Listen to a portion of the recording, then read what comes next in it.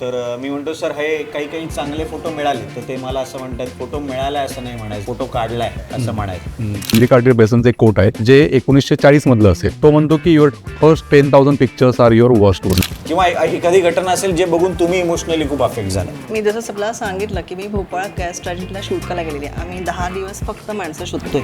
आणि मला पहिल्यांदा हेलिकॉप्टरमध्ये जायची संधी मिळाली. फर्स्ट पोलीस कमिशनर होते, ते चौपाटीला घेऊन फुलं टाकणार होते आणि मला त्याच्यात एक फोटोग्राफर म्हणून घेऊन गेले. मला तसं एकदा फक्त पवारांची एक मीटिंग होती महत्त्वाची. मी अजूनपर्यंत ते कोणाला सांगितलं नाही, बट आता सांगते. आताचा एक लेख. नमस्कार मंडळी, माझं नाव सिद्धेश नागवेकर. हायफाय विथ मराठी झी5 या सेगमेंटमध्ये मी तुमचं सगळ्यांचं स्वागत करतो.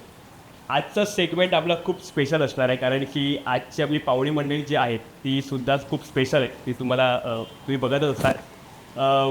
एक स्पेशल कारण आहे ह्या मागचं, या सेगमेंट मागचं. फ्रेम या फिल्ममध्ये फोटो जर्नलिस्टच्या बाबतीत त्यांची लाईफस्टाईल कशी असते, एक फोटो क्लिक करण्यामागची त्यांची भावना काय असतं, उद्दिष्ट काय असतं, त्याचे इमोशन्स काय असतात. सो ह्या आपल्या फिल्ममध्ये त्या बघायला मिळणार आहेत. आणि त्यासोबत 2 वेगवेगळे प्रिन्सिपल असलेली लोक आहेत जी एकाच डिपार्टमेंटमध्ये काम करत आहेत. सो त्यांच्यामध्ये होणारी मतभेद काही गोष्ट आहेत आणि ती स्टोरी पुढे कशी जाते हे सगळं आपल्या त्या फिल्ममध्ये बघायला मिळणार आहे. आणि त्यासाठीच आज आपल्याकडे जे गेस्ट आलेत ते आपले फोटो जर्नलिस्ट आहेत. आणि ऑब्व्हियसली आपल्या अमेय पण आपल्यासोबत आहे, कारण की अमेयने सुद्धा या फिल्ममध्ये काम केले. सगळ्यात आधी मी सुधारक ओलवे सरांची ओळख करून देतो. सरांना पद्मश्री मिळाला आहे 2016 साली फोटो जर्नलिस्ट म्हणून. आणि भारतातील विविध समुदायांचं काही वास्तव आपल्या फोटोमधून मांडलेलं आहे आणि अजूनही ते प्रयत्न करतात आणि सगळी रियालिटी लोकांपर्यंत जितकं आणता तितकं आणण्याचा प्रयत्न करत असतात. सो एकदा आपण सरांचे टाळे वाजवूयात. आणि सर मी तुमचं स्वागत करतो मनापासून आणि खरंच थँक्यू तुम्ही वेळात वेळ काढून आल्याबद्दल. आपले दुसरे आपले अतिथी आहेत इंद्रजित खांबे सर. तर तुमचं पण मी स्वागत करतो सर. सरांचं सांगायचं होतं, सरांनी कोकणात सरांनी खूप काम केलं आणि कोकणातल्या फोटो सिरीज सरांनी बरेचसे रिलीज केलेले आहेत. सर खरंच थँक्यू सो मच आल्याबद्दल. आणि आपलं तिसरं व्यक्तिमत्व आहे कीर्ती सुर्वे पराडे मॅम. तुमचं पण खरंच खूप मी अभिनंदन करतो आणि तुम्हाला थँक्यू म्हणतो की तुम्ही आलात आमच्या सेगमेंटमध्ये.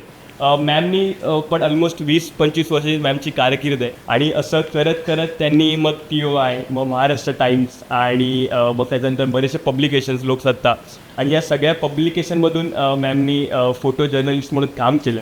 सो त्या पण आज आपल्यासोबत आहेत. मॅम खरंच खूप खूप थँक्यू तुमचंसुद्धा. नमस्कार. सो मी पहिला प्रश्न विचारतो सर. आपल्या जसं अमेयने सांगितलं की आपल्या फिल्ममध्ये 2 प्रिन्सिपल वरती काम करणारे लोक आहेत. एक आहे की आधी फोटो टिपला पाहिजे काही असू दे, आणि एक आहे की नाही जर एक ॲक्सिडेंट झाला तर मला तिकडे मदत केली पाहिजे माणुसकीच्या नात्याने. सो ह्याच मुद्द्याला घेऊन तुमच्या आयुष्यात असा कधी एक प्रसंग आला आहे का, किंवा तुम्ही कधी असं अनुभवलं आहे का की तुम्ही त्या द्वंद्व मनस्थितीत पडलात की अरे काय केलं पाहिजे, किंवा तुम्ही काय सांगाल की तुम्ही त्या मुमेंटला काय करता? मला वाटतं बिगिनिंग ज्यावेळेस करिअर सुरू होतं ना त्यावेळेस सगळं चांगलं असतं. म्हणजे जर आम्ही 150 बॉम्बलास्ट झालाय, 150 बॉडीचे फोटो काढलेत किंवा अर्थक्वेक झालाय फोटो काढले, तर ते फोटो घेऊन ज्यावेळेस ऑफिसमध्ये जातो आणि बघतो ना तर त्यावेळेस आम्ही सांगतो काय चांगले फोटो मिळाले है ना. ती सेन्सिटिव्हिटी असते. But as you grow next 20-30 years मग तुमची सेन्सिटिव्हिटी चेंज होते. In the beginning it is very difficult because तुम्ही प्राईम करिअरमध्ये असता, तुम्हाला फक्त फोटो दिसतो, तुम्हाला दुसरं काही दिसत नाही. तुमचं काम फोटो. मी ब्राईड शूट केले आहेत, बॉम्बला शूट केलेत, तर त्यावेळेस तुम्हाला काहीच शिकत नाही.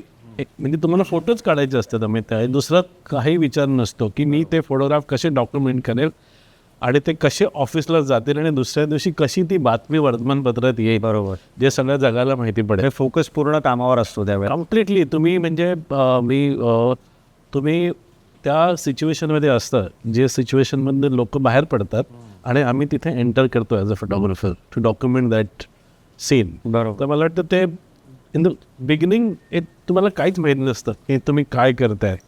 फक्त तुम्हाला एकच हवं असतं की तुम्हाला फोटो मिळायला पाहिजे बस, आणि तो चांगला मिळायला पाहिजे.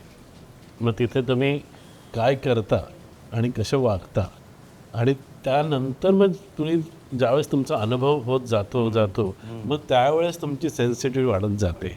मग त्यावेळेस तुम्हाला माहीत आहे की आता समजा एक डेथ झाली आहे आणि फॅमिली आहे, तर पहिल्या वर्षी सरळ त्या फॅमिलीच्या तोंडावर जातो, फोटो पाहिजे. पण एक 10 वर्ष गेले, 12 वर्ष गेले ना, मग तो थांबतो की थोडंसं स्पेस घेतो. ती सेन्सिटिव्हिटी येते. ती येते शिकायला, मग तो हळूहळू जातो, तो पटकन जात नाही. म्हणजे सुधारक सरांची अगदी पूर्ण सहमत आहे मी. बरेचदा काय होतं की मी गावात रोज सकाळ संध्याकाळ मी फोटो काढायला बाहेर पडतो. म्हणजे मी ज्यावेळी गावात असतो त्यावेळी सकाळचा लाईट आणि संध्याकाळचा लाईट मी कधीच चुकवत नाही. आणि खेड्यांमधनं जात असताना वाहनांची सोय नसते, लोक डोक्यावर ओझी घेऊन चाललेली असतात आणि मी कॅमेरा घेऊन बाईकवरनं झालेला असतो आणि लोक हात दाखवतात की मला जरा सोड इकडे म्हणून. तर अशा वेळी आत्ताच्या स्टेजला असं होतं की मी फोटोग्राफी माझी मागे पडते.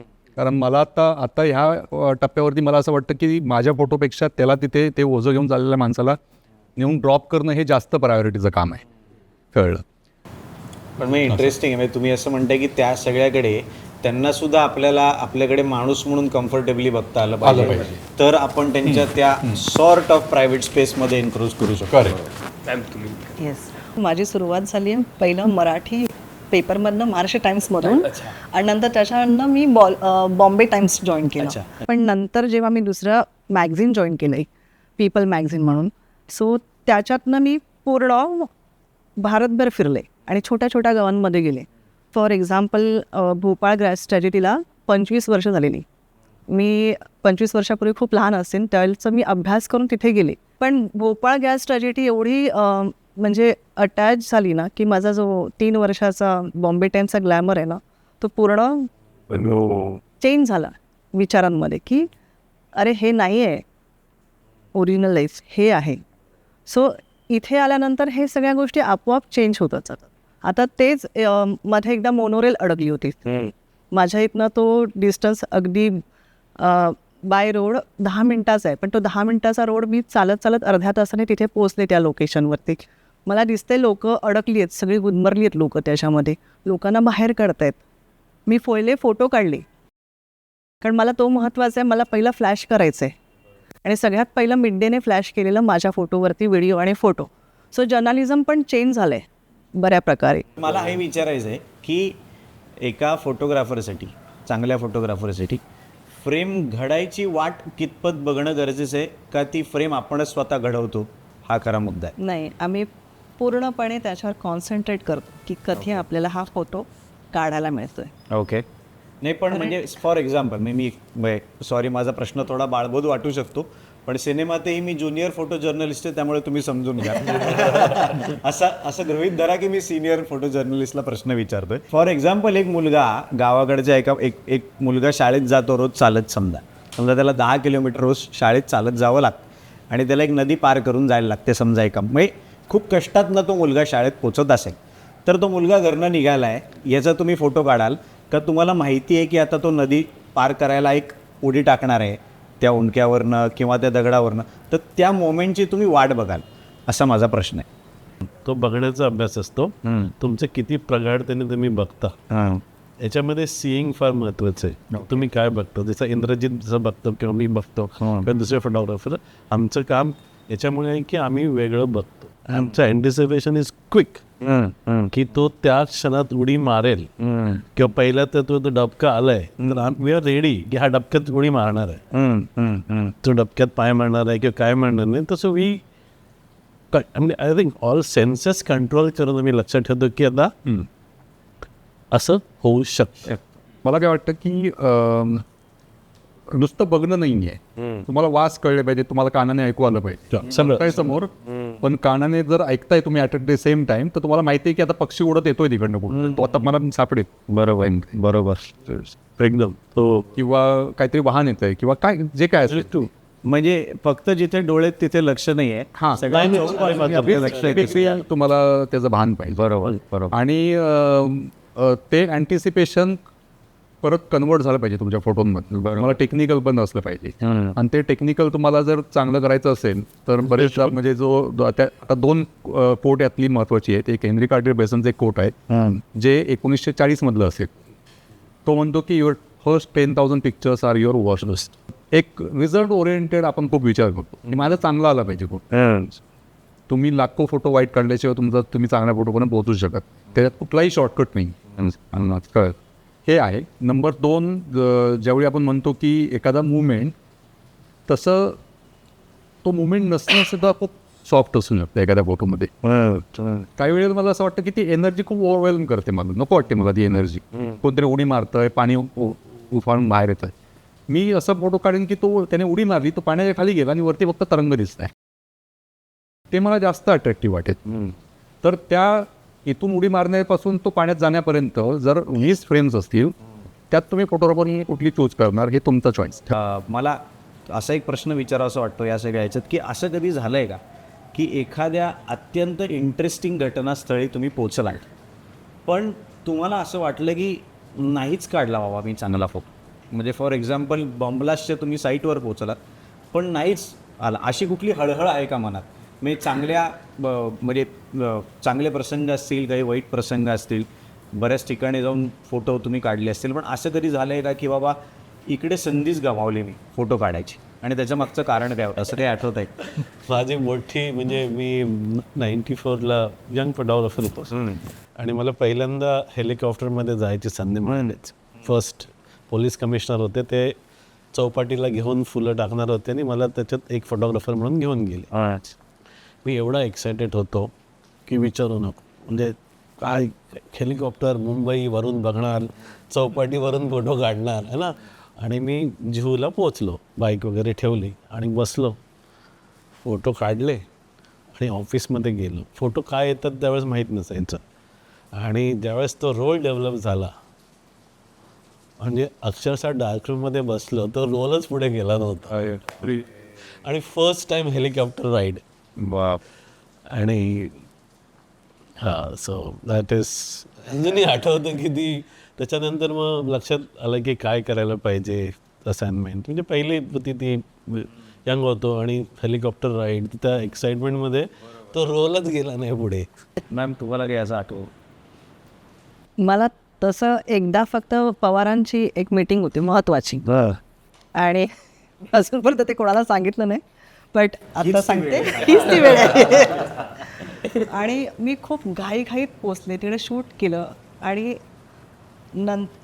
आपण शूट केल्यावर एक फ्रेम बघतो, हां ठीक आहे चला आली, आणि मी कंटिन्यू शूट करते. पूर्ण इव्हेंट संपला नाही तसं. आणि कार्डच नव्हतं टाकलेलं त्याच्यावर. बापरे, शपथ. दॅट्स ओके, पण ठीक आहे, पण मग ॲटलिस्ट म्हणजे तो एक अनुभव असा एक होता की अरे यार शिट. आणि मी नवीन नवीन एका ठिकाणी लागले होते, तर त्यांना मी सांगितलं सर असं असं झालं आहे, तर म्हणजे ठीक आहे हरकत नाही, पुन्हा असं करू नकोस. तर मला हे विचारायचं आहे की हे आता मी तर सामान्य माणूस म्हणून सांगतोय, सिनेमात अर्थातच फोटो जर्नलिस्टचा रोल केला आहे, पण ते जे काही कॅरेक्टरच्या अनुषंगाने असतं तो वेगळा मुद्दा आहे.